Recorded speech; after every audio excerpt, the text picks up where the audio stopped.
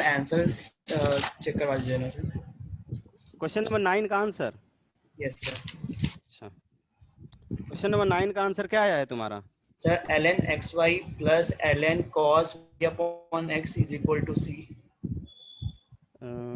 cos x वाला है ना? नहीं है मेरे पास वो। क्या क्या क्या बोल रहे हो? ln xy plus ln cos y upon x एक बार इज क्वेश्चन इक्वल टू बोलोगे c। क्या? क्वेश्चन क्या था? क्वेश्चन था x cos x। y by x था ना? यस सर, वही वाला था। हाँ, तो क्या आया है answer? Sir ln xy hmm, plus ln cos y upon x is equal to c। Good, सही है तब। यस सही है। सर। चलिए, तो आई थिंक लगभग सभी लोग ज्वाइन भी कर चुके हैं, जितने लोग करते हैं भाई। ठीक है, तो चलिए स्टार्ट करते हैं होमोजीनियस फंक्शन में। होमोजीनियस फंक्शन में एक और क्वेश्चन आपको देते हैं, and then non homogeneous function देखते हैं उसके बाद।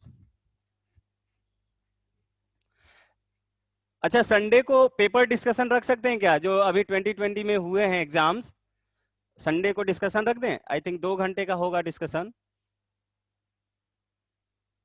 क्या बोलते हो सभी लोग? तो हम लोग ट्रेंड को भी देखेंगे। अभी देखिए, संडे तक में क्या होगा कि आपका ये जो डिफरेंशियल इक्वेशन का जो पार्ट होगा वो फिनिश हुआ रहेगा। तो हम लोग सिर्फ इसके बाद आपका एक वेक्टर अलजेब्रा बच जाता है, एक वेक्टर अलजेब्रा बचेगा, और दूसरा जो होता है प्रोबेबिलिटी। तो इसको छोड़कर बाकी जितने पार्ट हैं वो सब हम लोग देख सकते हैं। हम लोग देख लेंगे क्वेश्चन का ट्रेंड क्या होगा। टेस्ट है तो कोई टाइम स्लॉट दे दीजिएगा। अभी मैं डिक्लेयर नहीं कर रहा हूं, जिस दिन एक लगेगा कि टाइम स्लॉट है हमारे पास, तो उसके एक दिन पहले आप लोग खुद से मतलब डिस्कशन कर लीजिएगा। जो टाइम स्लॉट मिलेगा उसके अकॉर्डिंग 2 घंटे का सेशन लूंगा मैं। ठीक है, वो रेगुलर रूटीन से अलग कर देते हैं उसको। इंडक्शन से क्वेश्चन आते भी तो ऐसे ही बन जाते हैं, इंडक्शन से क्वेश्चन इसमें नहीं आएगा। ठीक है, इंडक्शन जिसको पढ़ना है वो उस वाले में जो अभी 11th में होगा उसमें देख ले सकते हैं।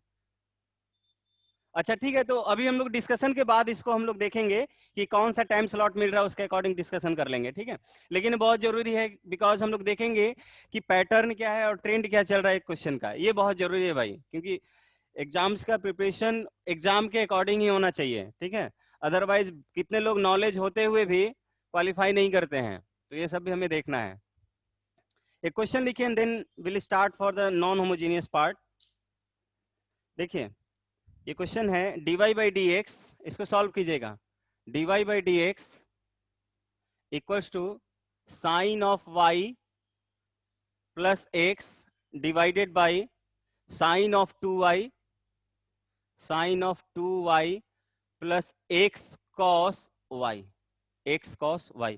ये दिया हुआ है भाई, प्लस नहीं माइनस है, यहाँ पे माइनस है। ओके, ITS के बाद ही रख दूंगा। ये कौन सॉन्ग सॉन्ग गाना गाना क्या लिख रहे हो प्रत्युष? कैसा गाना? गाना गाने का मन कर रहा है क्या?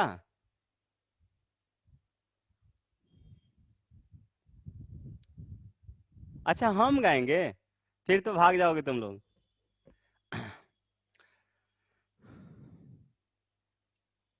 नहीं आता है भाई, गाना आता है तो अपने मुंबई में होते हैं, यहाँ पे थोड़ी ना अपना टाइम वेस्ट कर रहे होते हैं। सही बोल रहे हैं कि नहीं संचित, बताओ तो। मेरा आवाज सुन के तुम लोग को नहीं लगता है कि कैसा गाना है? मतलब इमेजिन कर लो कैसा गाना हो सकता है।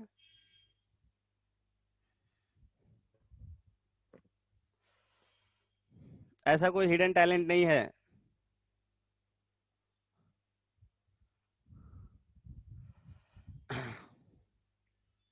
चलिए क्वेश्चन कीजिए कुंदन।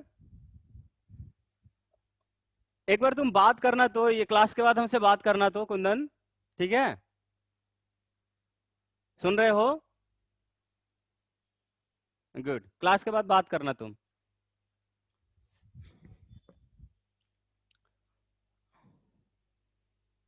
चलो अभिनव आंसर करो जल्दी। देखिए भाई, ये दिख नहीं रहा होगा कि ये होमोजीनियस फंक्शन है कि नहीं, आपको देखना पड़ेगा इसको कि ये होमोजीनियस होगा कि नहीं। 1 मिनट का टाइम और देते हैं, देन विल स्टार्ट फॉर, फिर इसको देखते हैं, हम खुद से ही देखेंगे। चलिए,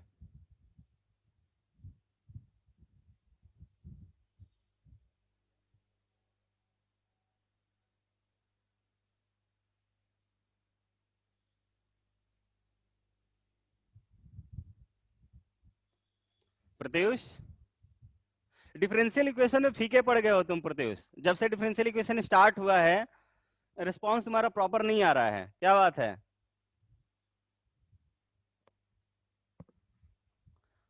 लग रहा है वो 98% वाले का असर है ना।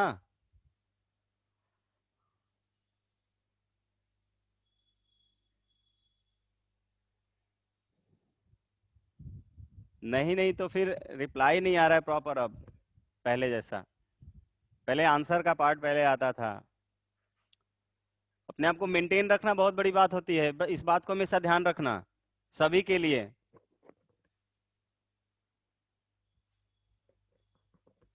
खाना खाते हुए पढ़ रहे हो, ये कैसा मतलब लॉजिक है?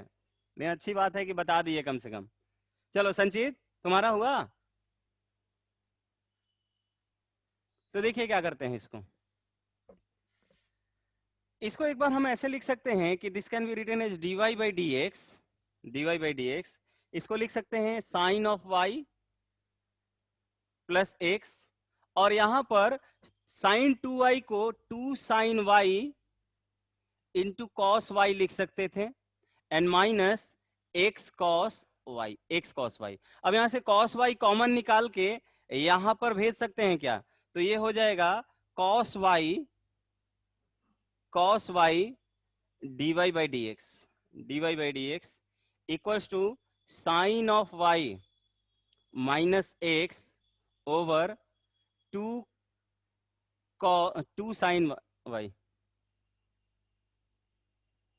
To sine y minus x, ऊपर प्लस है, माइनस एक्स। अब क्या करेंगे, हम साइन वाई को टी मान लेते हैं, तो आपको इस साइड मिलेगा, इसका डिफरेंशिएशन करेंगे तो कॉस वाई, ठीक है, एक्स के रेस्पेक्ट में कर रहे हैं तो वाई का डिफरेंशिएशन एक्स के रेस्पेक्ट में d y by d x, और इस साइड जो हमें मिलेगा वो टी का डिफरेंशिएशन एक्स के रेस्पेक्ट में d t by d x, d t by d x.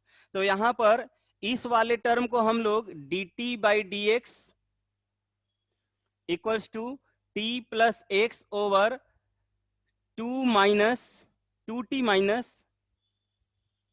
2t minus x, ऐसा लिख सकते हैं, 2t माइनस एक्स, ऐसा लिख सकते हैं भाई।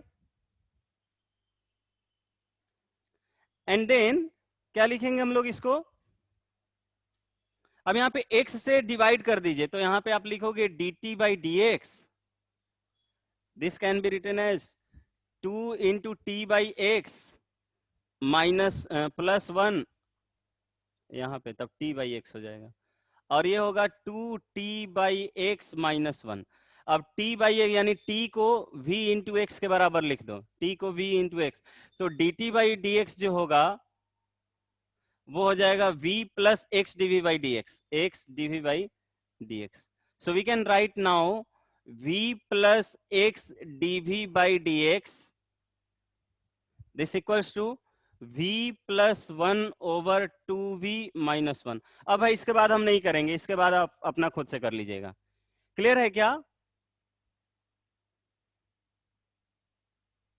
किसी को भी प्रॉब्लम है इतना तक छोड़ेंगे तो? कुंदन, प्रत्युष, तो देखिए बेसिकली इस जो ये एग्जांपल जो हमने लिया है या इस क्वेश्चन को लिया, इसको थोड़ा मार्क कर लीजिएगा, ठीक है, एक इसको मार्क कर लीजिएगा।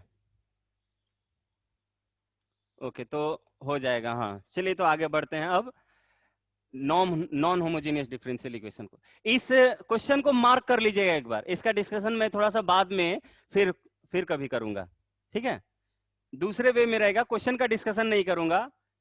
इसका एक एग्जाम्पल के थ्रू मैं आपको बताऊंगा कि नाम कितना मैटर करता है आपके सामने, ठीक है।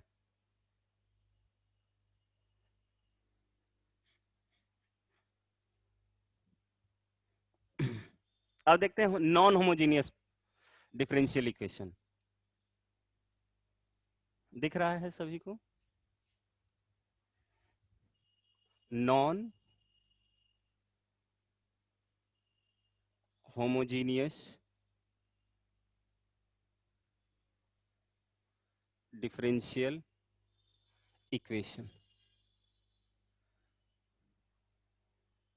नॉन होमोजीनियस डिफरेंशियल इक्वेशन में जो इसका जनरल फॉर्मेट होगा वो इस तरह का होगा।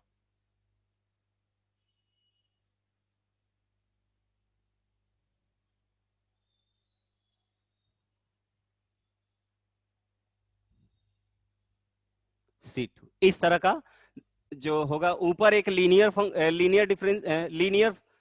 इक्वेशन इन टू वेरिएबल होगा और नीचे भी डिनोमिनेटर में भी linear equation in two variable होगा।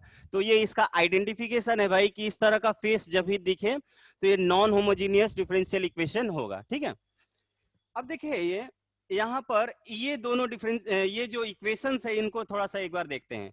a1x plus b1y plus c1 equals to 0 और दूसरा है a2x plus b2y plus c2 equals to 0। ये क्या होंगे? दोनों क्या होंगे? लीनियर, दोनों स्ट्रेट लाइन का इक्वेशन है। ये भी स्ट्रेट लाइन का इक्वेशन है, ये भी स्ट्रेट लाइन का इक्वेशन है, और दोनों एक ही साथ ड्रॉ करेंगे तो तीन तरह का आपको सिचुएशन मिलेगा। तीन तरह का सिचुएशन मिलेगा। कौन कौन सा सिचुएशन मिल सकता है? सिचुएशन ये मिल सकता है कि ये दोनों लाइन जो होंगे मान लीजिए पैरेलल होंगे, एक यहां से हुआ दूसरा यहां से होगा। ठीक है, ये मान लीजिए पहला इक्वेशन है, ये दूसरा इक्वेशन है। और दूसरा, या तो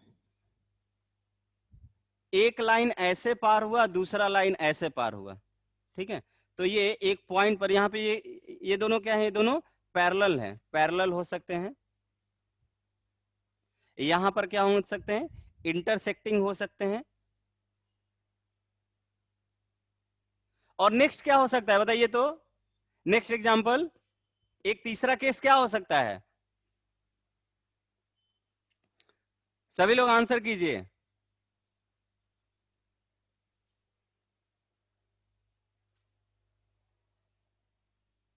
neither parallel nor intersecting, coincident आ रहा है, या कुंदन ने सही आंसर दिया, प्रत्युष ने भी सही। परपेंडिकुलर होगा। नो नो संचित, कोइंसिडेंट नहीं होगा। देखिए क्यों? अगर ये कोइंसिडेंट हो गया तो ये न तो होमोजीनियस रहेगा और न ही नॉन होमोजीनियस रहेगा। एक सिंपल सा भाई आपको a1x प्लस b1y इस तरह से आप सेपरेशन ऑफ वेरिएबल से कर देते हैं। ठीक है, या हो सकता है कि वो लीनियर डिफरेंशियल इक्वेशन मिल जाता, लेकिन वो ये वाला होमोजीनियस और नॉन होमोजीनियस का पार्ट तो नहीं मिलेगा। तो तीसरा केस हो सकता है कि दोनों जो हैं एक दूसरे के को इंटरसेक्ट करेंगे लेकिन परपेंडिकुलरली इंटरसेक्ट करेंगे। एक बहुत अच्छा बेनिफिट मिलेगा, परपेंडिकुलरली इंटरसेक्ट करेगा तो क्या कर सकते हैं हम लोग? तो तीसरा केस लिख लीजिए कि आपका ये बनेगा कि एक ऐसे इंटरसेक्ट किया और ये एक दूसरे को परपेंडिकुलरली इंटरसेक्ट किया। ठीक है, परपेंडिकुलरली इंटरसेक्ट किया, ये तीसरा केस होगा। इस तीसरे केस में देखिए, तीसरा केस जो होगा ये दूसरा केस से ही प्रोसीड कर सकते हैं, इस केस से भी इसको सॉल्व कर लेंगे। लेकिन एक बात ध्यान रखिएगा, जब भी आपको नॉन होमोजेनियस डिफरेंशियल इक्वेशन मिले तो इसके जो क्वेश्चंस होते हैं थोड़ा सा लेंदी जाते हैं, खासकर ये वाला पार्ट, इंटरसेक्टिंग वाला पार्ट। तो इस इंटरसेक्टिंग वाले पार्ट को अगर हम थोड़ा सा इजी कर पाए तो ये ज्यादा बेहतर होगा। तो इजी हम वहां पे कर पाएंगे जहां पर ये क्या होगा, एक दूसरे को इंटरसेक्ट करे लेकिन परपेंडिकुलरली इंटरसेक्ट करे। यहां पर इस क्वेश्चन में बिना नॉन होमोजीनियस का कॉन्सेप्ट यूज किए हम लोग इस क्वेश्चन को डील कर लेंगे। ठीक है, तो ये वाला पार्ट थोड़ा सा आपको लेंदी होगा। ठीक है, क्योंकि इसमें थोड़ा सा काम बढ़ जाता है, वर्क बढ़ जाता है, क्या क्या बढ़ेगा वो देखेंगे। लेकिन ये वाला पार्ट और ये वाला पार्ट क्वाइटली इजी हो जाता है। तो इस वाले पार्ट में ध्यान दीजिएगा, कहीं जेई मेन और एडवांस में क्वेश्चन पूछा हुआ है तो क्या ये जो दोनों लाइंस हैं वो एक दूसरे को परपेंडिकुलरली इंटरसेक्ट कर रहे हैं कि नहीं, इस पर थोड़ा सा ध्यान दीजिएगा। वो भी आप जानते होंगे कैसे। अगर मान लीजिए ax plus b y plus c equal to 0 एक लाइन है, तो इस लाइन का इस पर फैमिली ऑफ परपेंडिकुलर लाइन का इक्वेशन क्या होगा? चैट सेक्शन में आंसर कमेंट कीजिए तो। Family of lines which are perpendicular to this given line, उसका इक्वेशन क्या होगा? आंसर दीजिए सभी लोग।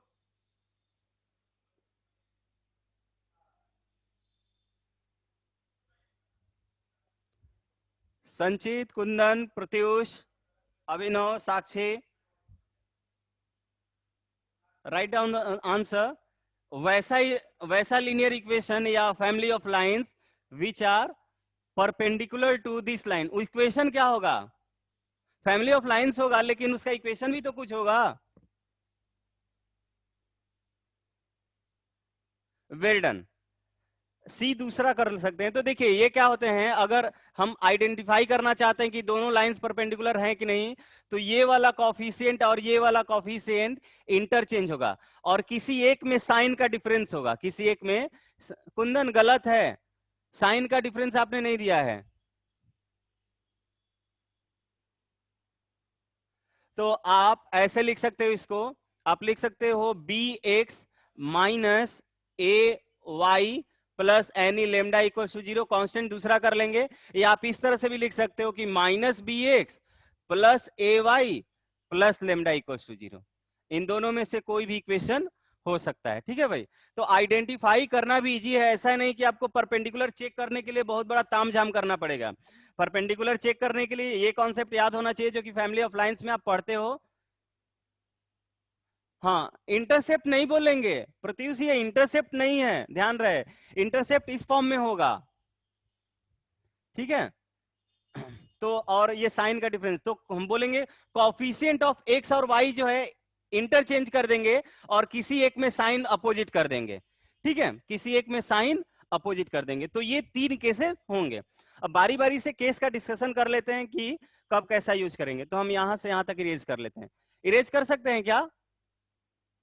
लिख लिया आप लोगों ने? गुड। तो देखिए क्या कर सकते हैं हम कि पहला पैरेलल लाइंस के लिए तो भाई बहुत आसान सा कॉन्सेप्ट है कि यहां पर ये केसेस आपको दे सकता है कि a1 बाई a2 जो है वो इक्वल हो सकता है b1 बाई b2 के। तो इस केस में देखिए ये दोनों का रेशियो सेम होगा, तो यानी कि ऐसा हो सकता है, एक equation ax plus by plus c1 equal to 0 होगा और दूसरा केस ax प्लस by, ठीक है, प्लस c2 इक्वल टू 0 होगा। यही दो तरह का हो सकता है जब दोनों का रेशियो सेम होगा। तो इस केस में हम कह सकते हैं कि ax प्लस by, ठीक है, by को कोई वेरिएबल t मान लेंगे, कोई वेरिएबल t मान लेंगे। तो इस तरीके से हम लोग कर लेंगे। दूसरा पार्ट ये करेंगे,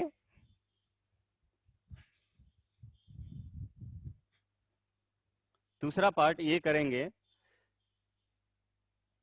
यहां पर कि सपोज कीजिए आपके पास दूसरा परपेंडिकुलर वाला ले लेते हैं। a1 a2 plus b1 b2 की वैल्यू क्या हो, मान लीजिए 0 होगी। यही परपेंडिकुलर कॉन्सेप्ट है। परपेंडिकुलर के लिए क्या हो जाएगा, अभी हमने देखा कि दोनों के स्लोप का रेशियो, इसका स्लोप क्या हो जाएगा, इसका स्लोप हो जाएगा माइनस a1 बाई b1 और इसका स्लोप हो जाएगा माइनस a2 बाई b2। इन दोनों का प्रोडक्ट -1 होना चाहिए। तो ये माइनस माइनस प्लस हो गया, a1 a2 ये इस साइड जाएगा तो माइनस टाइम b1 b2 और ये इधर चला आया। तो ये परपेंडिकुलर का भाई कॉन्सेप्ट है कि ये दोनों लाइन परपेंडिकुलर हैं, तो इस तरह से चेक कर सकते हैं। लेकिन हम ये मेथड भी यूज नहीं करेंगे, हम वही वाला देख लेंगे क्या भाई दोनों में कॉफिशिएंट का इंटरचेंज है कि नहीं। कॉफिशिएंट का इंटरचेंज होगा और साथ ही साथ, हाँ कोऑर्डिनेट ज्योमेट्री में बिल्कुल पढ़े होंगे, तो कॉफिशिएंट का इंटरचेंज होगा और एक साइन का भी इंटरचेंज होगा भाई, ठीक है। तो हम उस तरीके से देख लेंगे। तो इस टाइप का जब भी क्वेश्चन होगा कि एक दूसरे के परपेंडिकुलर लाइन है, तो आप सिंपली बाय क्रॉस मल्टीप्लीकेशन से प्रोसीड कीजिए। लिखेंगे प्रोसीड बाय क्रॉस मल्टीप्लीकेशन।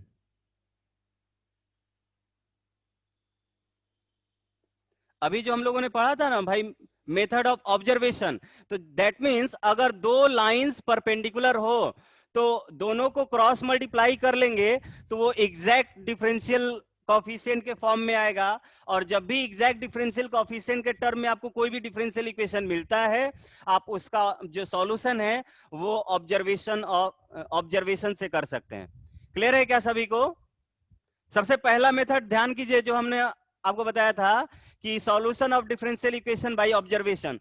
तो इस तरह के क्वेश्चन को हम लोग ऑब्जर्वेशन के थ्रू ही प्रोसीड कर लेंगे, उसके लिए हमें कोई मेथड यूज नहीं करना पड़ेगा। अब तीसरा वाला पार्ट क्या कर सकते हैं हम लोग कि हम अपने जो x है उस x को x प्लस h से और y को, ये देखिए दूसरा x है भाई, कोई नया x लिया है हमने, कोई नया x लिया है, और y को हम क्या करने जा रहे हैं, कैपिटल Y प्लस k से रिप्लेस कर देंगे। ठीक है, k से रिप्लेस कर देंगे। अब देखिए बाद में h और k जानेंगे, लेकिन सबसे पहले हम लोग देखते हैं कि ऐसा क्यों करते हैं। सबसे पहला काम भाई हम ये देखते हैं कि हम ये वाला काम करेंगे क्यों भाई। ठीक है, जहां पर h क्या होगा, h comma k is the point of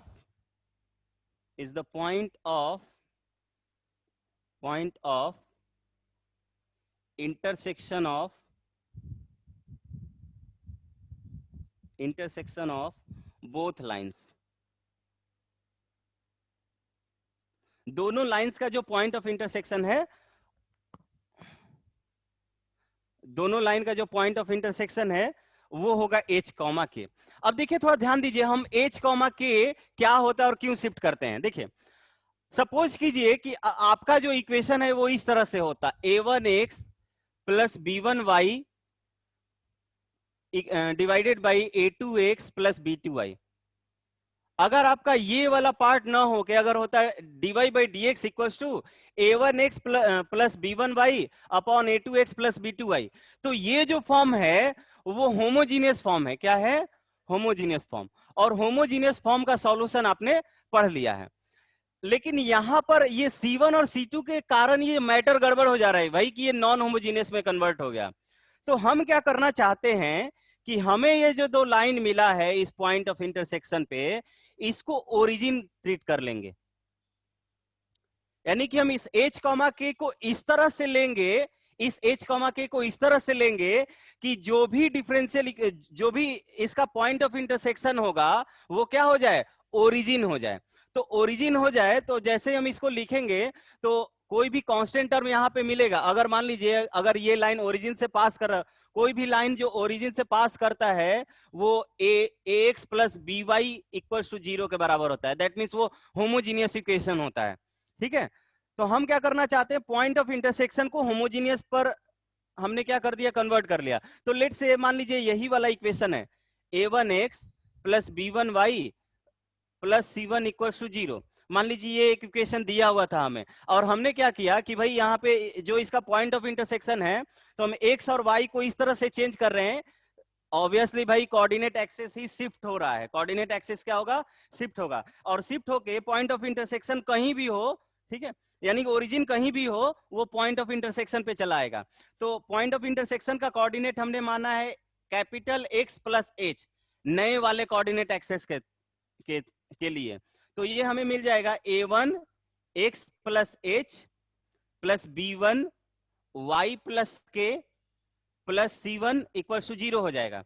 तो यहां से हमें मिला a1 x plus b1 y, और यहां से मिलेगा a1 h plus b1 y, b1 k हो जाएगा, b1 k प्लस c1। थोड़ा सा ध्यान दीजिए, अभी हमने बोला कि हम ओरिजिन पर शिफ्ट कर रहे हैं, तो ये वाला पार्ट क्या करना पड़ेगा, हमें 0 करना पड़ेगा।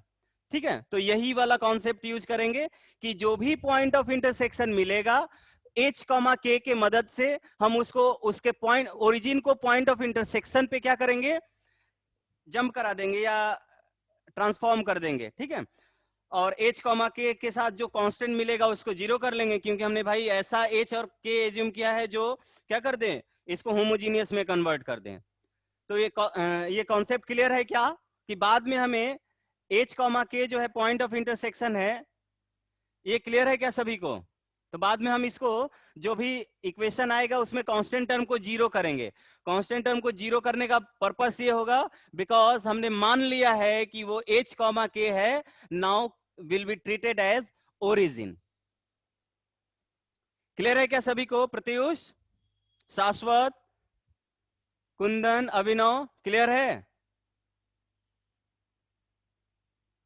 हाँ, शिफ्टिंग ऑफ ओरिजिन था। ठीक है भाई, तो इतना क्लियर है।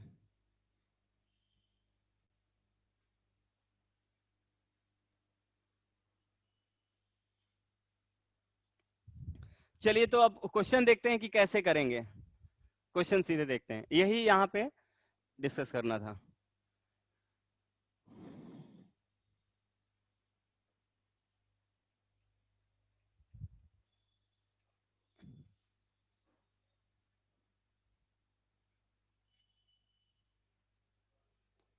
तो देखिए पहला क्वेश्चन है 4x plus 6y, question 4x plus 6y plus 5 dx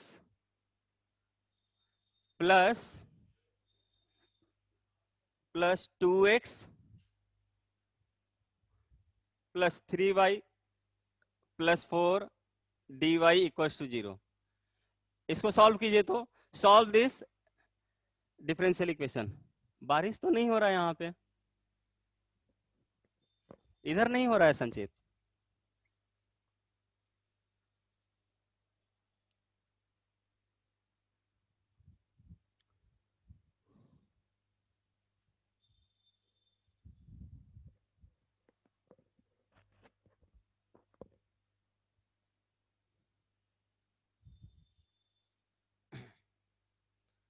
तो देखिए अभी तो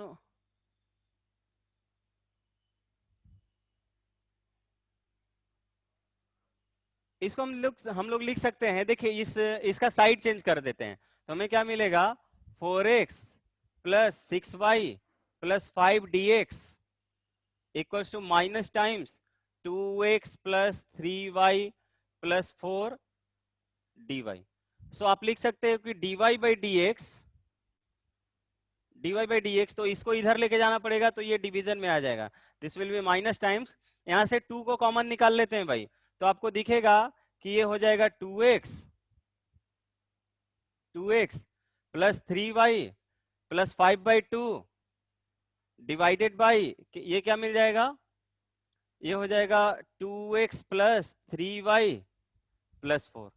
ऐसा हो जाएगा। देख रहे हैं यहां पर हमने बताया था कि दोनों का रेशियो सेम होगा, यानी कि ये दोनों पैरेलल लाइंस होंगे। पैरेलल लाइंस होंगे, बहुत अच्छे, आंसर भी आ गया, गुड। तो आप मान लेंगे कि 2x प्लस 3y जो होगा वो भाई t होगा।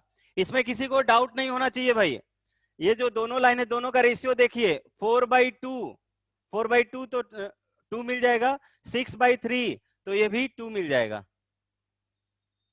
कैसा डाउट है प्रत्युष? x के रेस्पेक्ट में डिफरेंशिएट कीजिए, ये 2 हो जाएगा, this is 3, this will B 3 times of dy by dx and this is dt by dx।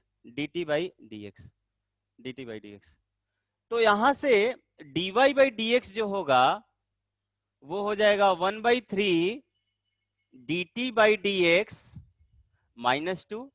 ये -2 इधर आएगा फिर डिवीजन में चला गया। आप लोग को इतना तो बताना नहीं चाहिए, बता दे रहे हैं फिर भी।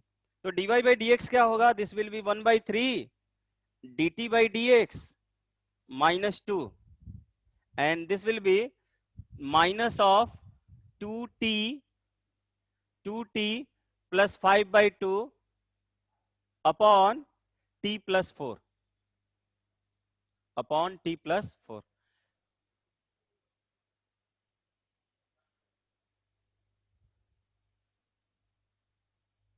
हाँ, t को p मान सकते हो, क्यों नहीं।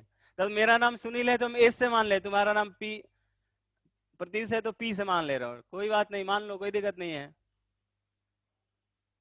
अच्छा हाँ, मैं वहां पे बताने वाला था कि भाई हमने क्या किया था, थोड़ा सा उस पॉइंट ऑफ इंटरसेक्शन में मिस कर रहा था, मेरे को लग रहा था कुछ भूल रहा हूँ। देखिए पॉइंट ऑफ इंटरसेक्शन वाले पर जब हमने ओरिजिन पे शिफ्ट किया था तो एक छोटा सा बात भी ध्यान रखिए कि किसी भी सॉल्यूशन कर्व को किसी भी कर्व को हम लोग शिफ्ट कर देते हैं, कहीं पर भी शिफ्ट करेंगे तो उस कर्व का नेचर वगैरह चेंज नहीं होता है। तो वैसे भी हम लोग जो सॉल्यूशन लिखते हैं भाई, वो सी के फॉर्म में लिखते हैं। सॉल्यूशन क्या लिखते हैं? सी के फॉर्म में, यानी कि कांस्टेंट का अंतर रहता है उसमें। पर्टिकुलर सॉल्यूशन लिखते हैं तब उसमें हम लोग डिफाइन करते हैं, बट ऐसे सी के फॉर्म में लिखते हैं। तो अगर मान लीजिए एक कोई सॉल्यूशन जो है डिफरेंशियल इक्वेशन का सॉल्यूशन इस तरह का पैराबोला आ रहा है, तो अगर शिफ्टिंग के बाद मान लीजिए पैराबोला ऐसा होगा, तो कर्व का नेचर वगैरह चेंज नहीं हो रहा है। तो वहां पर भी वही हो रहा था जो हमने किया था कि भाई पॉइंट ऑफ इंटरसेक्शन पे ओरिजिन को शिफ्ट कर दिया था, तो शिफ्ट करने से कर्व जो है वो सिर्फ और सिर्फ शिफ्ट हो रहा होगा, उससे कर्व का नेचर शिफ्ट, कर्व का नेचर चेंज नहीं हो रहा था। इसीलिए हम उस तरह का सब्स्टिट्यूशन लेने के लिए फ्री थे भाई। ठीक है, क्लियर है क्या सभी को? अभी हमने जो इंटरसेक्शन वाला कॉन्सेप्ट बताया था उसी को डिस्कस किया। तो देखिए यहां पे हम लोग इसको लिख सकते हैं,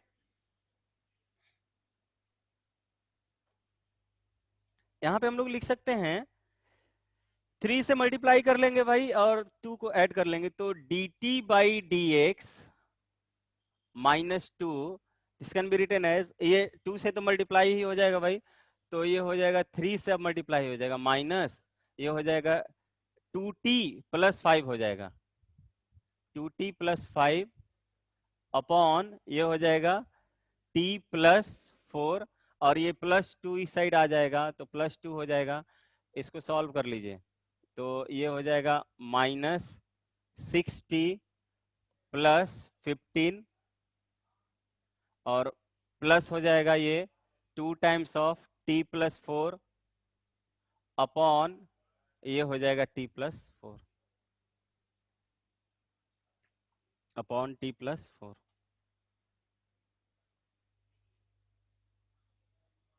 तो this can be written as, ये क्या हो जाएगा माइनस 60 और ये प्लस 40, तो माइनस 40 हो जाएगा, प्लस 2t था, माइनस 15 और प्लस 8, माइनस 15 प्लस 8 कितना हो जाएगा, माइनस 15, तो माइनस 7 हो जाएगा, माइनस 7, और ये हो जाएगा t plus 4।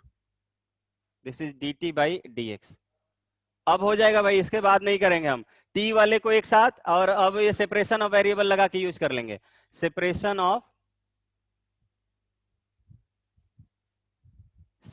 Of variables use कर लीजिए, आपका आंसर आ जाएगा। क्लियर है क्या सभी को? और लोग, अभिनव, कुंदन, क्लियर है? इसके बाद कर लेंगे सेपरेशन ऑफ वेरिएबल, यहां पे यूज कर लेंगे। देखिए t का फंक्शन एक तरफ, dx भाई अलग हो गया, dx इस साइड आ जाएगा, और फाइनली t को रिप्लेस कर देंगे जो आया हुआ था उससे। चलिए नेक्स्ट क्वेश्चन देखते हैं। नेक्स्ट क्वेश्चन है ये वाला,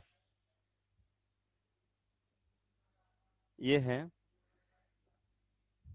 2x plus 3y, 2x plus 3y minus 8 dx equals to x plus y minus 8 dy। इसको सॉल्व कीजिए। क्या दिया हुआ है? 2x plus 3y minus 8 dx। यहां पे देख सकते हैं भाई a1 by a2 not equal to b1 by b2 है, इसका मतलब ये इंटरसेक्टिंग लाइंस होंगे, इंटरसेक्टिंग लाइंस होंगे। तो जो अभी हमने बताया था कि एक स्मॉल x को कैपिटल X से रिप्लेस करो, तो पहले dy बाई dx के फॉर्म में इसको लिख लीजिए। आपका जो dy बाई dx है वो हो जाएगा, dy बाई dx के लिए ये इधर जाएगा तो ये डिवीजन में आएगा, तो आपको मिल जाएगा 2x plus 3y minus 8 over में x plus y minus 8। Try कीजिए तो आंसर बताइए।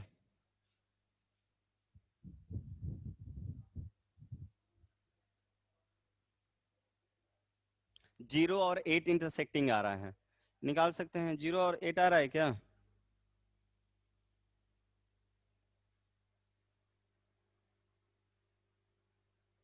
जीरो और 8 इंटरसेक्टिंग कैसे आएगा? x की वैल्यू 0 रखिए तो 0 हो गया, 8 माइनस 8 ये 0 हो जाएगा, और यहां पर 0 रखेंगे, 0 8 रखेंगे तो 24 माइनस 8 नहीं आ रहा है,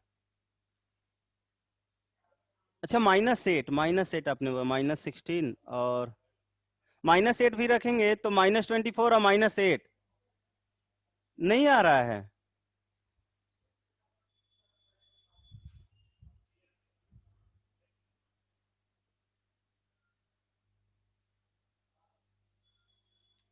नहीं आएगा संचित।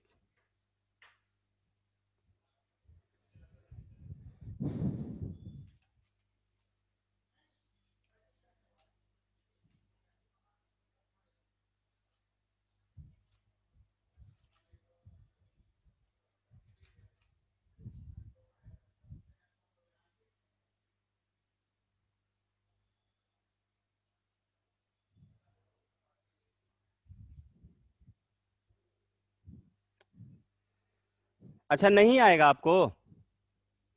देखिए क्या कर सकते हैं, एक x को हम कैपिटल X प्लस एच से रिप्लेस कर लेते हैं और y को कैपिटल Y प्लस के से रिप्लेस कर लेते हैं, कैपिटल Y प्लस के से। तो आपको मिलेगा ये,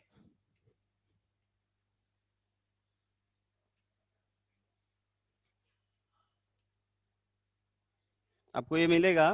देखिए क्या हो जाएगा आपका dy by d x, this equals to, ये हो जाएगा 2 टाइम्स ऑफ x को हमने लिखा capital X plus H plus 3 times of capital Y plus के -8 डिवाइडेड बाई, ये हो जाएगा capital X plus H plus capital Y plus के -8। क्या कर लेंगे, ये हो जाएगा 2x प्लस 3y और यहाँ पे प्लस, ये देखिए ये कांस्टेंट होगा 2h प्लस 3k -8 और यहाँ पर हो जाएगा capital X plus capital Y और ये हो जाएगा h प्लस k -8।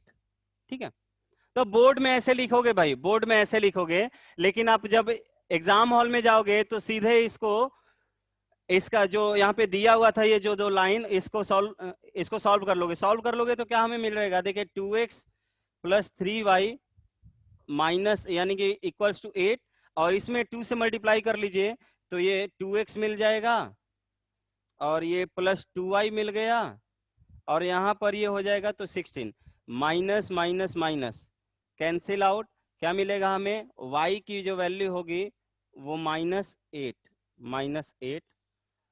तो -8 मिलेगा। तो ये x -8,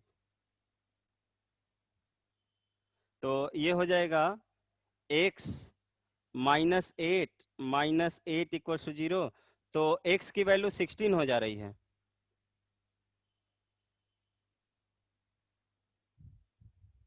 हम इस वाले बोर्ड की बात नहीं कर रहे हैं प्रत्युष, जो कि जोक नहीं करेंगे, ठीक है। तो इस तरह से 16 हो, तो डायरेक्टली आप क्या करेंगे कि कैपिटल एक्स, स्मॉल एक्स को आप इस तरह से लिख देते हैं, स्मॉल एक्स को कैपिटल एक्स और प्लस 16 लिख देंगे और वाई को हम लिख देते हैं कैपिटल वाई -8 लिख देंगे इस तरीके से। और यहां पर भी रिप्लेस करेंगे, थोड़ा सा आपको बताएंगे दोनों में अंतर क्या होगा। बोर्ड्स का मीन्स हम लोग जो आपको एग्जाम देना है उसकी बात कर रहे थे। तो अब देखिए यहां पर जब आप बोर्ड में जाएंगे तो आप लिख देंगे वेयर h कॉमा के इज पॉइंट ऑफ इंटरसेक्शन। नीचे जब रिप्लेस कर रहे थे वहां पे लिख देते हैं वेयर h कॉमा के is the point of intersection of these two lines. इस तरह से लिख के पॉइंट ऑफ इंटरसेक्शन इसको 0 पुट कर लीजिए, dy बाई डी एक्स। तो ये हो जाएगा 2h plus 3k -8 equal to 0 और यहां से h plus k -8 equal to 0। तो यहां से h की जो वैल्यू आई थी भाई वो +16 आया था और k की वैल्यू जो होगी वो -8 आएगी। ठीक है, ये आप सॉल्व भी कर सकते हो। ये -8 आ रहा है h का वैल्यू, -8 तो k की वैल्यू -8 तो 16 सही है, तो ये आ जाएगा। अब आप क्या करोगे, ये तो भाई 0 हो गया क्योंकि आपने 0 पुट किया हुआ है, तो आपका जो dy बाई डी एक्स मिल गया, small dy by d x, ये कैपिटल के फॉर्म में आ गया। 2x plus 3y upon x plus y, इस तरीके का आ गया भाई। और अब यहाँ पे देखिए कि आपने लिखा था कि स्मॉल x जो है कैपिटल x प्लस h था, h जो है वो 16 के बराबर है, और y जो है वो कैपिटल Y माइनस 8 के बराबर है। तो यहाँ पे dx की वैल्यू आप देख सकते हो कि स्मॉल dx की वैल्यू कैपिटल dx के बराबर होगी, और स्मॉल dy की वैल्यू कैपिटल dy की बराबर होगी। ठीक है, दोनों तरफ डिफ्रेंशिएट कर दिया, दोनों तरफ क्या कर दिया, या दोनों का डिफरेंशियल कोफिशिएंट ले लिया। तो x का डिफरेंशियल कोफिशिएंट dx होगा, और कैपिटल x का डिफरेंशियल कोफिशिएंट क्या होगा, d ऑफ कैपिटल x हो जाएगा। तो यहाँ पर d ऑफ स्मॉल y को हम लोग लिख सकते हैं d of capital Y upon d of capital x, and this can be written as 2 times of capital x plus 3 times of capital Y upon capital X plus capital Y। अभी ये homogeneous form है और इसका solution आप लोग कर सकते हैं। जैसे इसका सॉल्यूशन करेंगे, फाइनली आपको स्मॉल x और कैपिटल X और कैपिटल Y को स्मॉल x और स्मॉल y के फॉर्म में रिप्लेस भी करना होगा। तो आपको ये लिख देना होगा कि लास्ट में जो कैपिटल X आएगा वो स्मॉल x माइनस 16, और कैपिटल Y की जो वैल्यू आएगी वो आएगा स्मॉल y प्लस 8। इसको सॉल्व कर दे क्या पूरा, कितना तक कर लोगे? कुंदन तुम बताओ।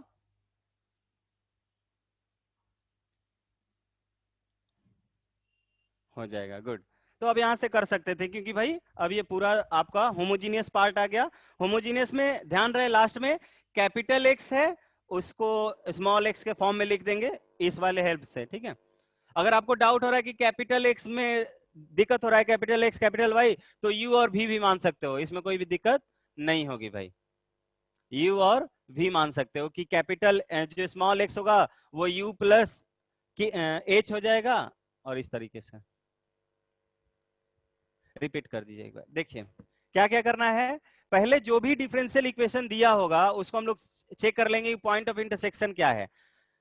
तो पॉइंट पहले बोर्ड के लिए बता रहे हैं, बोर्ड में क्या करना है। तो आप क्या करोगे कि एक्स अगर जैसे ही आप देख रहे हो कि ये इंटरसेक्टिंग लाइंस है, इंटरसेक्टिंग लाइंस है, तो आप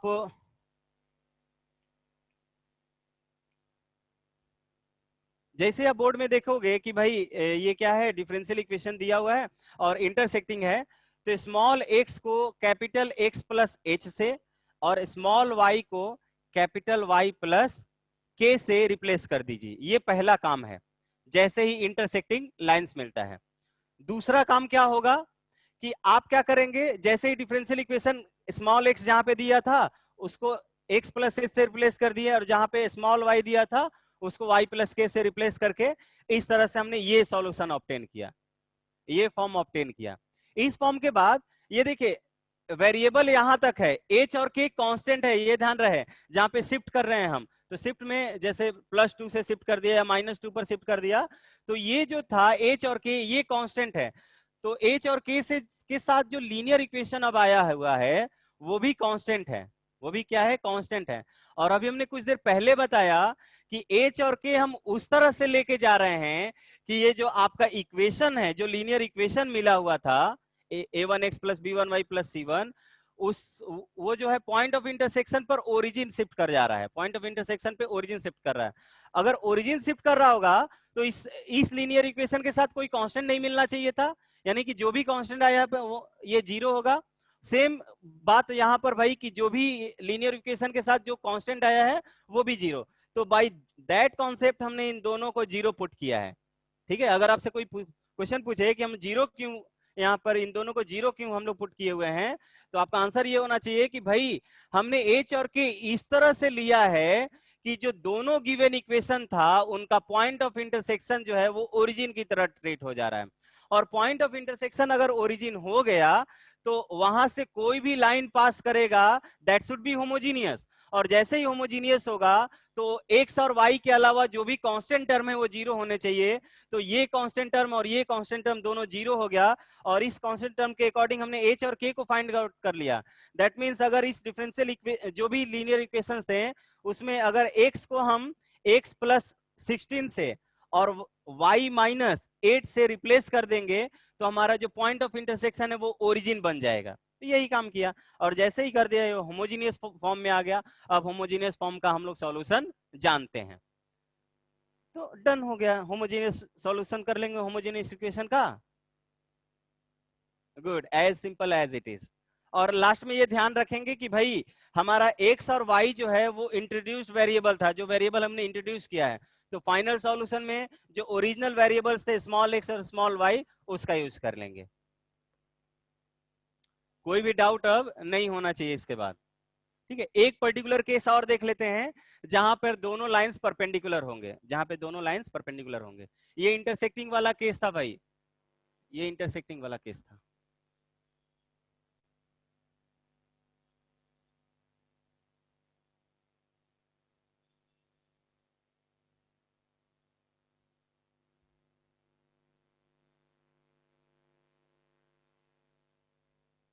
आज से जाते जाते जो सीट मैंने भेजा है उस पर, अभी नहीं, अभी टाइम है हमारे पास, 3 PM तक हम लोग क्लास लेंगे, तो अभी हमारे पास लीनियर डिफरेंशियल इक्वेशन को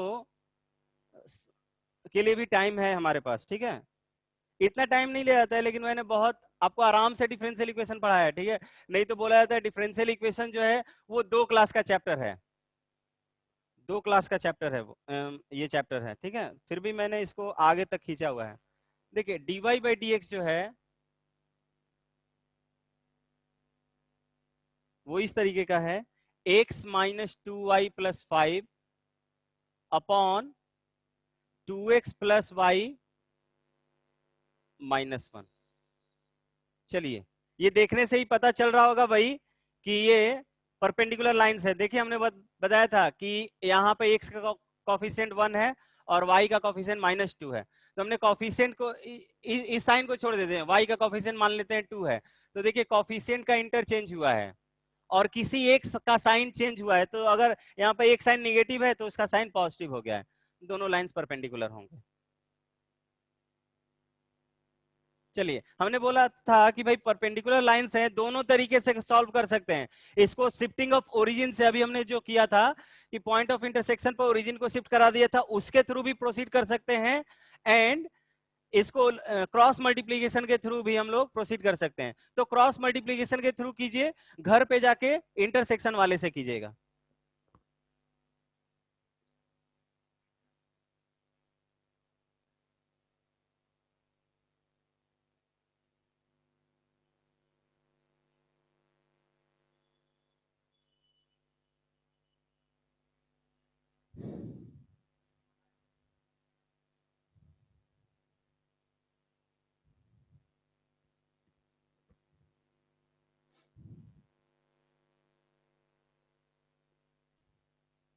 चलिए ट्राई कीजिए, ट्राई कीजिए कि सभी लोग आंसर दें।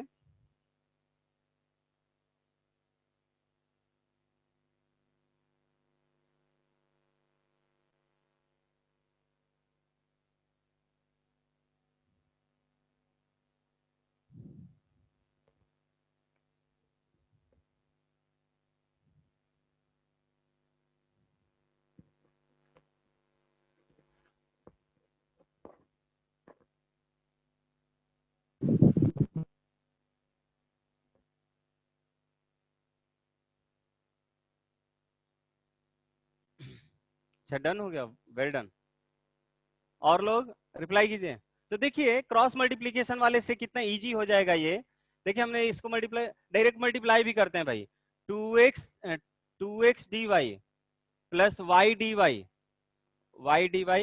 माइनस dy, और इस साइड क्रॉस मल्टीप्लाई होगा x dx minus 2y dx plus 5 dx। देखिए भाई यहाँ पे x dx और 5 dx के साथ आपका कोई गड़बड़ नहीं है, दोनों x का फंक्शन है भाई। तो हमारा जो भी काम खराब करेगा वो ये वाला, क्योंकि dx के साथ यानी x के डिफरेंशियल कोएफिशिएंट के साथ y का फंक्शन है, इसका साइड चेंज कर लेते हैं। व्हाट वी गेट, देखिए इसको इस साइड लेके आते हैं, 2x dy plus 2y dx plus y d y, ये भी काम आपका खराब नहीं कर रहा था, minus d y equals to, ये देखिए x प्लस 5 dx हो जाएगा, x प्लस 5 dx। इसको भी हम एक साथ लिख लेते हैं, इसको भी एक साथ लिख लेते हैं, इसको क्या लिख लेते हैं, y माइनस 1 dy। यहाँ पे देखिए जैसे ही 2 को कॉमन लेंगे क्या मिलेगा, x dy मिलेगा प्लस y dx मिलेगा प्लस ये क्या हो जाएगा, y माइनस 1 dy हो गया equals to x plus 5 dx मिल गया। और इसको हम लोग लिख सकते हैं, this will be 2 times of d of x y, ये क्या हो जाएगा, d ऑफ एक्स वाई हो जाएगा, ये लिखवाया हुआ है हमने, and plus this is y minus 1 dy equals to x plus 5 dx। Integrate कर लेंगे पूरे को तो इस तरह से हो जाएगा, यहां से मिलेगा 2 times of x y plus ये हो जाएगा y square by 2 minus y equals to x square by 2 plus 5x plus c. Clear है क्या? तो इस तरह के से हमने सॉल्यूशन कर लिया। ठीक है, अभी तक देखिए अगर आप एच कॉमा की यानी कि इंटरसेक्शन वाले से प्रोसीड करते हैं तो पहले क्या क्या करना था, उसमें पहले आपको एच कॉमा के से प्रोसीड करना होता और फिर एच कॉमा से प्रोसीड करने के बाद पॉइंट ऑफ इंटरसेक्शन निकालना होता, होमोजीनियस में कन्वर्ट होता, फिर वहां पे एक सब्स्टिट्यूशन लेना होता y equal to v x, जो हम लोग लेते हैं y होमोजीनियस को सॉल्व करने के लिए लेते हैं ना भाई, y equal to v x, वहां पर फिर एक सब्स्टिट्यूशन लेना होता एंड देन उसके बाद हम लोग सॉल्यूशन तक पहुंच पाते हैं। तो इसीलिए हमने बताया है कि ये पर्टिकुलर जो कॉन्सेप्ट है ये आपके क्वेश्चन को इजी बना देगा भाई, लेकिन नहीं होगा तो हमें मेथड से ही प्रोसीड करना पड़ेगा, लेकिन मैक्सिमम क्वेश्चन इससे हो ही जाते हैं। नहीं कब होगा, जब आप एग्जैक्ट डिफरेंशियल कोएफिशिएंट जो है पहचान नहीं पा रहे हैं। अगर आप एग्जैक्ट डिफरेंशियल कोएफिशिएंट ऑब्जर्व नहीं कर पा रहे हैं देन ही ये क्वेश्चन बाई क्रॉस मल्टीप्लिकेशन आपसे सॉल्व नहीं होगा। अदरवाइज जितने भी क्वेश्चंस हैं इस पर्टिकुलर केस में जहां पर दोनों लाइन एक दूसरे को परपेंडिकुलरली इंटरसेक्ट करेंगे वहां पर ये सॉल्व हो जाएंगे। क्लियर है सभी को? ठीक है, तो आप घर पे देखिएगा इसको सॉल्व करके, पॉइंट ऑफ इंटरसेक्शन वाले से सॉल्व करके देखिएगा, आ रहा है तो कम से कम 1.5 पेज तो लेगा ही लेगा भाई, कम से कम 1.5 पेज लेगा। और मेरा मानना है कि यहाँ पे 1.5 पेज नहीं लगेगा, आई थिंक हाफ पेज में ही काम क्लियर हो जाएगा यहाँ पे। तो ये फायदा है इस मेथड को देखने का। ठीक है, तो उन्हें बताओ कि प्रोसेस के साथ हमें चीजों को सीखना है जिससे हम लोग इजी कर सकें।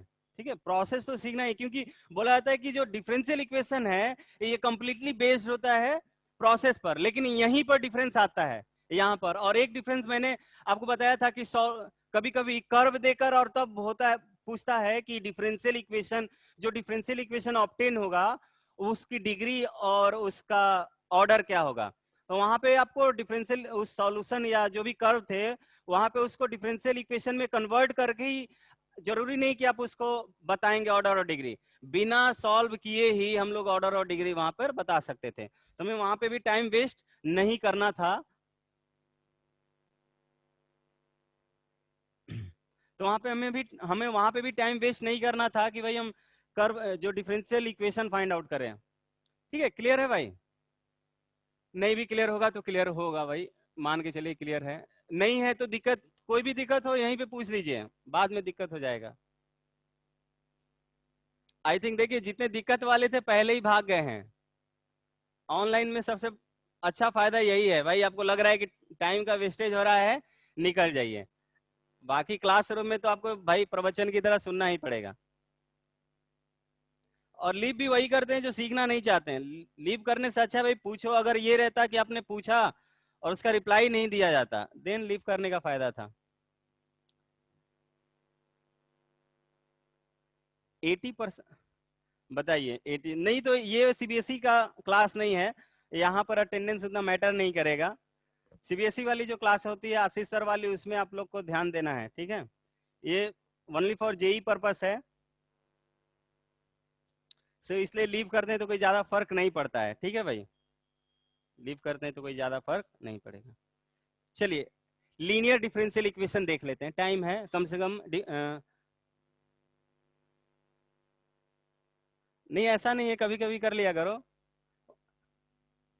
अच्छा मजाक था।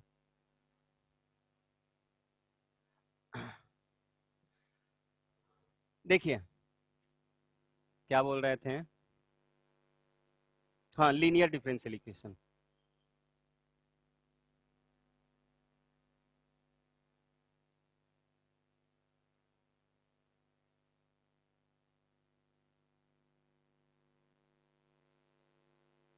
भाई पहले हम लोग जनरल फॉर्मेट इसका लिख देते हैं। पहले इसका जनरल फॉर्मेट लिख देते हैं। जनरल फॉर्मेट वो nth ऑर्डर डिफरेंशियल इक्वेशन लिखते हैं। nth order linear differential equation, LDE भाई। एलडीई लिख दिया हमने, linear differential equation nth order का। आपको सिर्फ और सिर्फ फर्स्ट ऑर्डर का लीनियर डिफरेंशियल इक्वेशन पढ़ना है। तो nth ऑर्डर का लीनियर डिफरेंशियल इक्वेशन क्या होगा? देखिए ये होगा a0 x d of n y, यानी कि nth derivative, sorry dy dx to the power n plus a1x dn minus one y dx to the power n minus one plus up to, ये क्या हो जाएगा, a n minus one x, ये हो जाएगा dy by d x, plus क्या हो जाएगा, a n x y plus कोई कांस्टेंट x।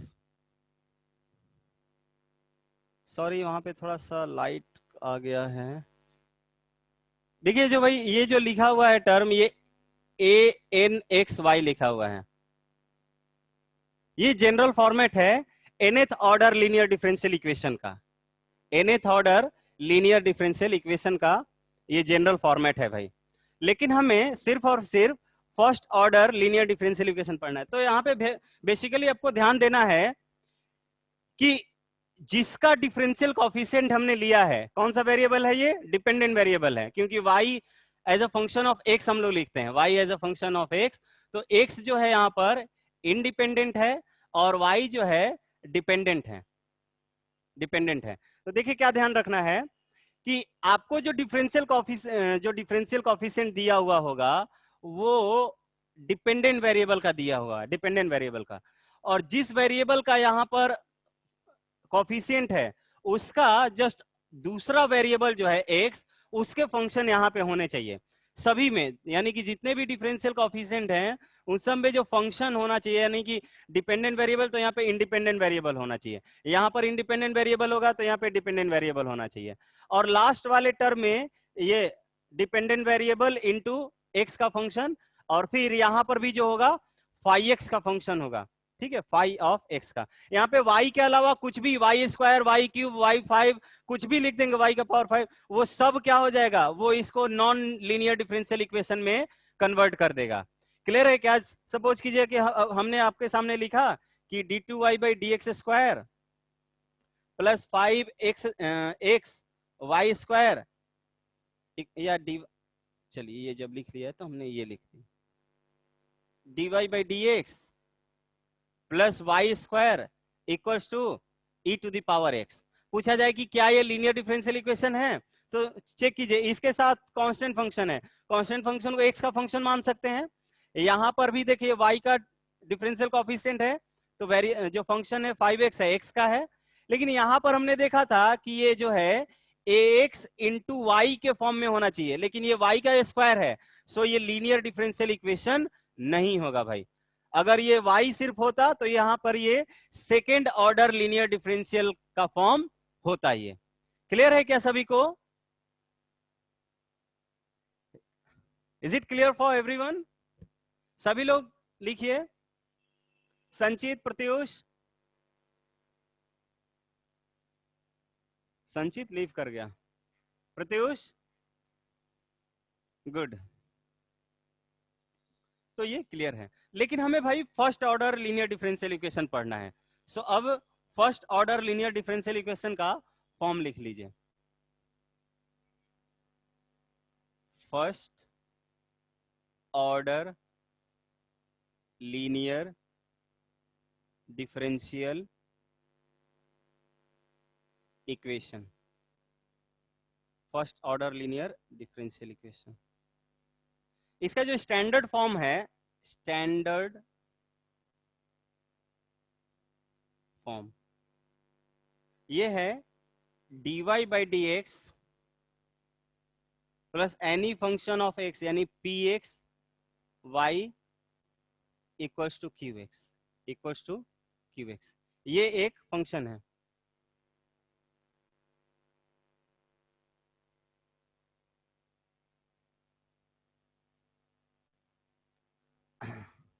ठीक है, तो ये first order linear differential equation है। अब देखिए हमने बताया था कि भाई अगर यहाँ पर डिपेंडेंट वेरिएबल लिया हुआ है तो यहाँ पे इंडिपेंडेंट कुछ नहीं है तो 1 है। यहाँ पे देखिए डिपेंडेंट वेरिएबल 1 और यहाँ पे x का फंक्शन। ओके मैं रिपीट कर देता हूँ। देखिए हम यहाँ पर जो है ये हमने nth order linear differential equation को डिफाइन किया है। nth ऑर्डर लीनियर, ऑर्डर में आप जानते हैं कि जिसका पावर क्या हो, सॉरी जिसको n बार डिफरेंशिएट किया गया हो। देखिए ये जो डिफरेंशियल इक्वेशन है n ऑर्डर का इसलिए है क्योंकि nth ऑर्डर का डिफरेंशियल कोएफिशिएंट अवेलेबल है। दूसरा बात ये ध्यान देना होगा कि nth ऑर्डर का डिफरेंशियल इक्वेशन है, लेकिन nth ऑर्डर का लीनियर डिफरेंशियल इक्वेशन होने के लिए इसके साथ अगर y का डिफरेंशियल कोएफिशिएंट आपने लिया है तो इसके साथ जो कोएफिशिएंट में मल्टीप्लिकेशन होगा वो x वाले फंक्शन का होगा इन सब में। और एक बात और भी ध्यान रखिए, यहां पर ये पावर में हमेशा एक ही रहेगा। वही हमने बताया कि भाई अगर यहाँ पे y है, अगर यहाँ पर y है, देखिए ये वाला टर्म anxy है, अगर इस anxy की जगह पे anxy स्क्वायर भी लिख देंगे तो ये इसको नॉन डिफरेंशियल इक्वेशन बना देगा। इसको क्या कर देगा? नॉन डिफरेंशियल इक्वेशन बना देगा। तो ये nth ऑर्डर डिफरेंशियल इक्वेशन, और जो राइट हैंड साइड में या तो वो 0 हो सकता है या x का फंक्शन हो सकता है। ठीक है संजीत, क्लियर है उतना? ठीक है, और नीचे बता रहे हैं। और लेकिन ये nth ऑर्डर का बात हुआ तो अभी हमने बताया था कि भाई और को ऑर्डिनरी डिफरेंशियल इक्वेशन आगे भी पढ़ना है, सो ये वाला पार्ट बीटेक का है। इसका सॉल्यूशन करने के लिए हम लोग क्या करते हैं, दो तरह के फंक्शन डिफाइन करेंगे। एक होता है कॉम्प्लीमेंट्री फंक्शन होता है और एक होता है पर्टिकुलर सॉल्यूशन। तो इसका हम लोग पहले कॉम्प्लीमेंट्री फंक्शन निकालेंगे एंड देन पर्टिकुलर सॉल्यूशन निकालते हैं, तब दोनों को ऐड करते हैं तो जनरल सॉल्यूशन मिलता है। यानी कि कोई भी जनरल सॉल्यूशन जो होता है, कभी कभी देख लीजिए ये आपके काम का है, कभी कभी पूछ देता है कि जनरल सॉल्यूशन में क्या क्या पार्ट होता है। तो जनरल सॉल्यूशन जो होता है वो बनता है कॉम्प्लीमेंट्री फंक्शन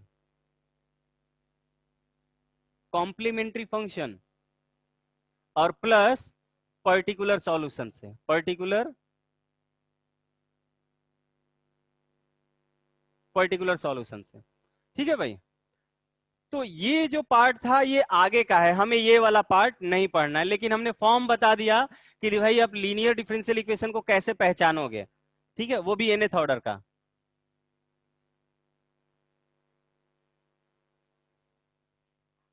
ठीक है, तो ये वाला पार्ट आपको नहीं पढ़ना। अब नीचे वाला है, अब हमने अपने जो कॉन्सेप्ट है उसको कॉन्फाइन किया है। कॉन्फाइन का मतलब कि जो आपको पढ़ना है उसके अकॉर्डिंग हमने लिखा है। आपको पढ़ना है first order linear differential equation. क्या पढ़ना है? First order linear differential equation. तो उसका जो स्टैंडर्ड फॉर्म है आपके एनसीईआरटी के अकॉर्डिंग या कहीं भी बुक के अकॉर्डिंग वो ये है कि dy by d x plus P x, यानी कोई x का फंक्शन होगा या कोई कांस्टेंट भी हो सकता है। कोई भी कांस्टेंट नंबर है वो x का भी फंक्शन होता है और y का भी फंक्शन होता है, तो उसमें कोई दिक्कत नहीं है। तो p x y equals to q x ये होना चाहिए। या जो दूसरा फॉर्म ये है कि ये d x y by d y हो, क्या हो? D x y by d y हो। अब देखिए x को एज अ डिपेंडेंट फंक्शन माना हुआ है, x को एज अ डिपेंडेंट फंक्शन, तो इसके साथ जो मल्टीप्लीकेशन है किसी का मल्टीप्लीकेशन हो भी सकता। अगर होता तो किसका होता? y का फंक्शन होता। तो यहां पर हम लिखेंगे p ऑफ y इंटू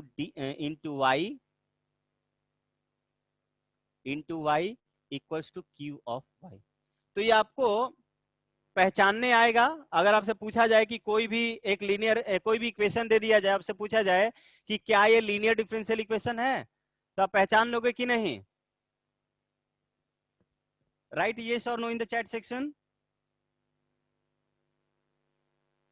पहचान लेंगे, गुड। तो आपसे बोलेगा नहीं भाई फर्स्ट कि फर्स्ट ऑर्डर का लीनियर, आपको जो लीनियर डिफरेंशियल इक्वेशन पढ़ना है वो फर्स्ट ऑर्डर का ही पढ़ना है। सो इसमें कोई डाउट ही नहीं होना चाहिए कि फर्स्ट ऑर्डर लिखा नहीं है तो सर फर्स्ट ऑर्डर नहीं लिखा है, सिर्फ और सिर्फ लीनियर डिफरेंशियल इक्वेशन लिखा हुआ रहेगा, सिर्फ और सिर्फ लीनियर डिफरेंशियल इक्वेशन। तो हम आपको पहचानने के लिए पहले देते हैं कि which of the following linear which of the following differential equation represents a linear differential equation.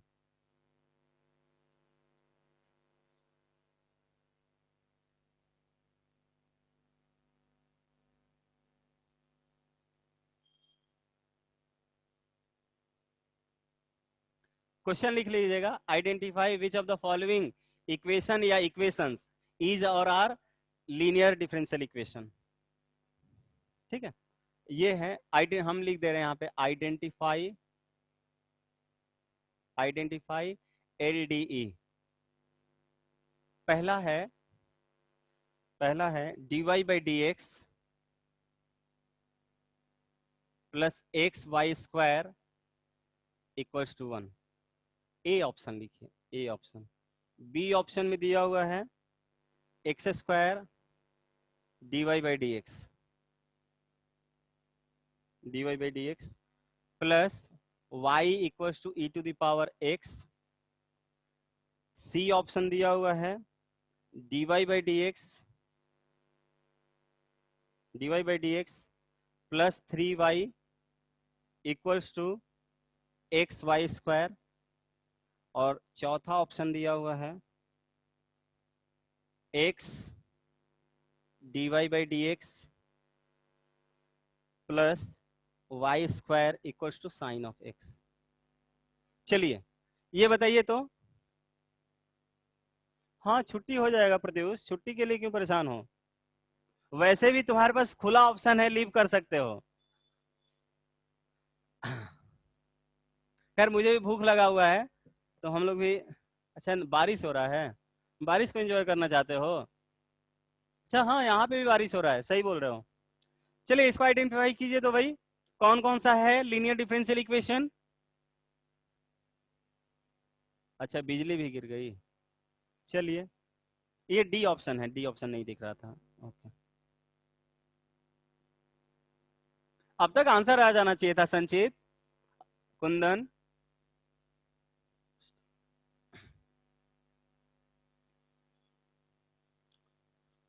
संचित एक बार फिर से देखो, कौन कौन सा तुमने बोला है, 3 और 4 तो दोनों गलत है।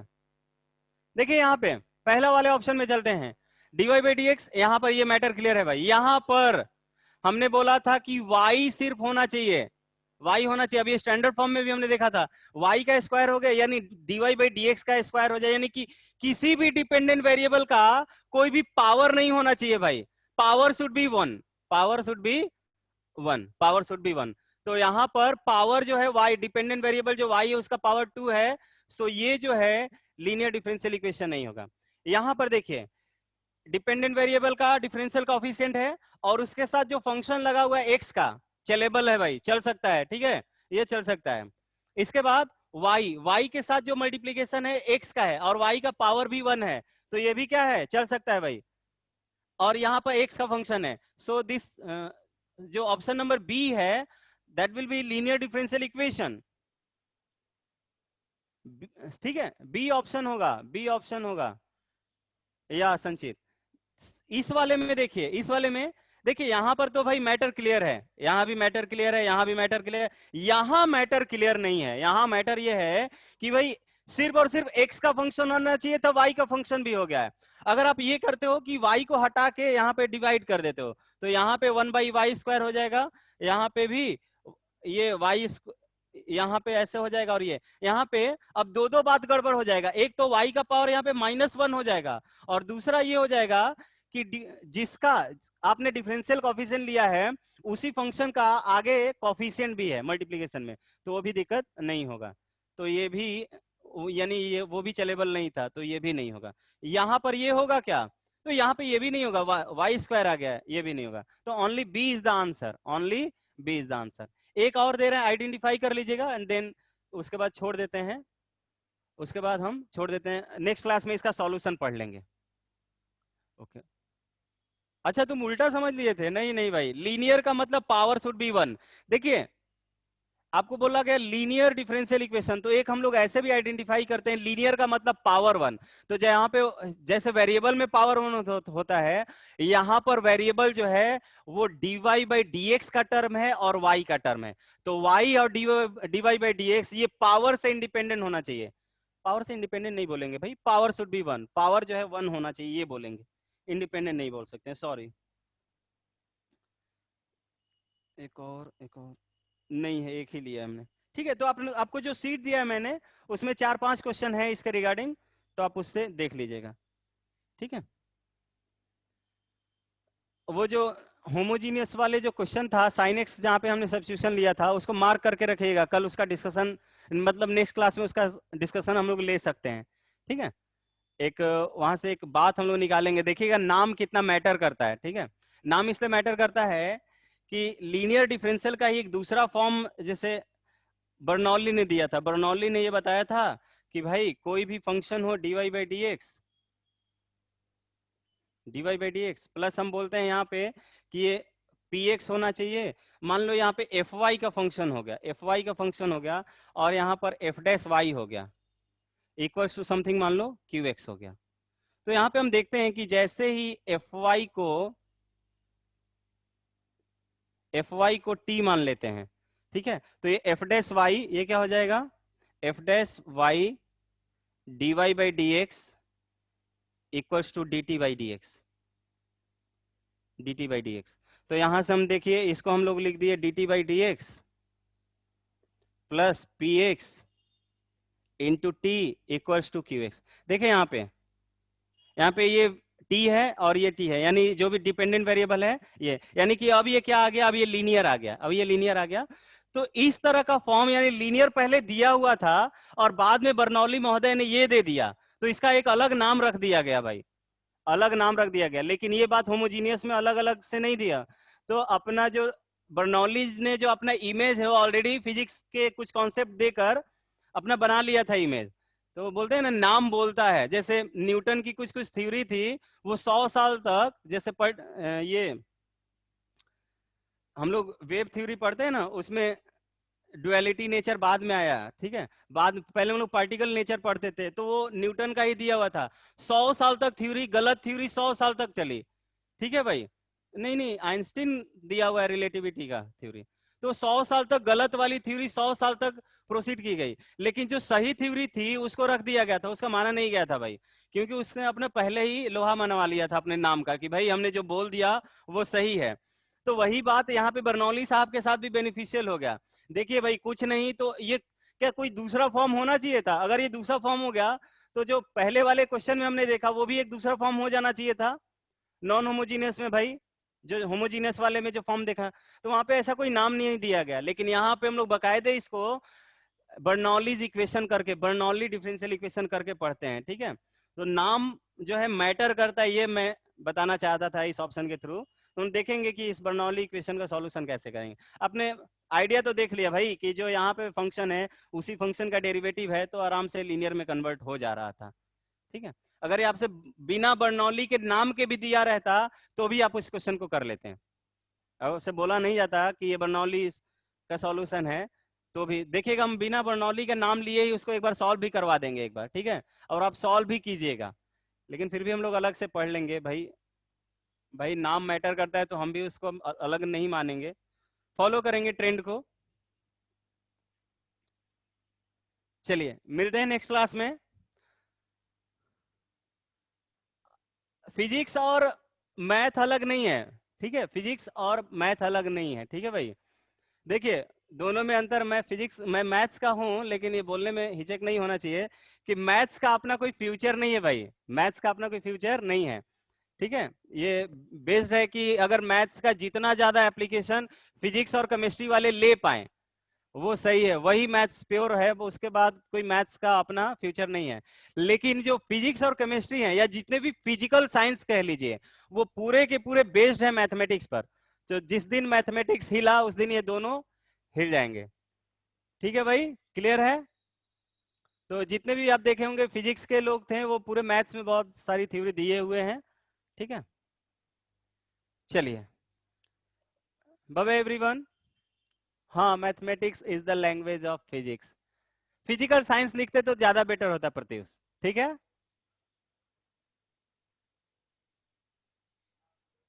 हाँ आंसर भेज दिया मैंने सीट का। संचित, मैंने आंसर भी सेंड कर दिए हैं। बर्नौली की जगह मेरा नाम कैसे आएगा? तुम तो ऑलरेडी, तुम्हारे नाम में इतने तेजी से टाइप करते हो। ठीक है, डिपेंड करता है, आप देखिए जिस जिस फील्ड में आप एक्सपर्ट रहोगे उसी फील्ड में नाम भी आएगा प्रत्युष। समझ पा रहे हो बात को? हाँ, अच्छे काम करने से, ऐसा काम नहीं, गंदे काम करने वाले को भी नाम होते हैं। ठीक है, कोई दिक्कत नहीं है, डिपेंड करता है कि किस तरह से नाम लेने का तरीका अलग अलग हो जाता है लेकिन। ठीक है, बाय बाय एवरीवन, मिलते हैं नेक्स्ट क्लास में। सो जितने सीट हैं ट्राई कीजिएगा, मैक्सिमम क्वेश्चन अटेम्प्ट करें।